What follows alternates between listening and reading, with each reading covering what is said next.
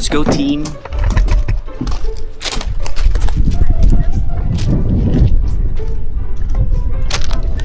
So, bigyan ko na kayo ng update. Ayun nga. Look at the view, guys. Ganda!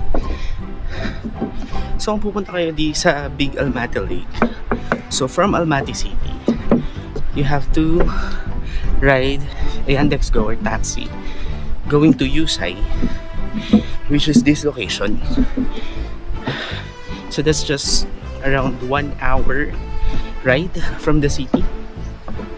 Tapos you have an option to ride another taxi, I think, dun sa start point going to Big Almaty Lake. Faster yon, kaya alam baka mas mahal. I'll check how much and then post ko kung magkano. Tapos the second option is to hike from start point, which is yung Yusay nga, going to Big Almaty. Sabi, the hike daw will take 2 hours. So 2 hours hike. So sabi ng mga friends ko nga, no, sabi nga ni Champ at saka ni Gladys, so since seasoned hikers naman kami, seasoned with salt and pepper, kaya namin to. Pero if hindi naman kayo sanay sa hiking, you might want to take the first option, which is magta-taxi kayo.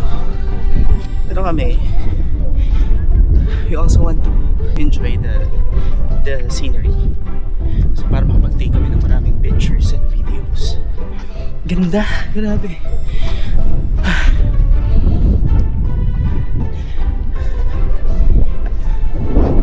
May another thing pala.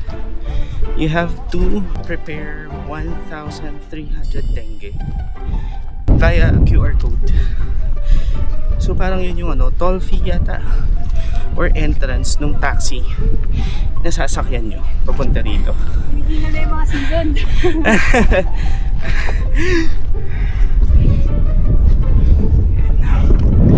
So, eto nga pala yung mga seasoned hikers natin. Cham, Gladys, and Migs! Hey. Yun lang.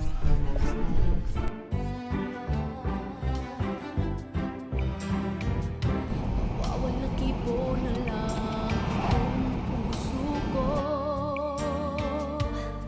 Walang sumbat na maririnig.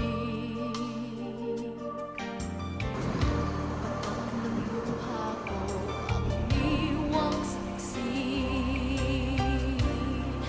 Bakit na ba mahal kita? Kahit di pinapansin ang damdamin ko, di mo man ako mahal, ito pa rin ako nagmamahal ng tapat sa'yo. Bakit na ba mahal kita? Kahit na may mahal ka mang iba, pagbaliw na baliw ako sa'yo. Hanggang kailan ko magiging Sayang, sana nandito kayo.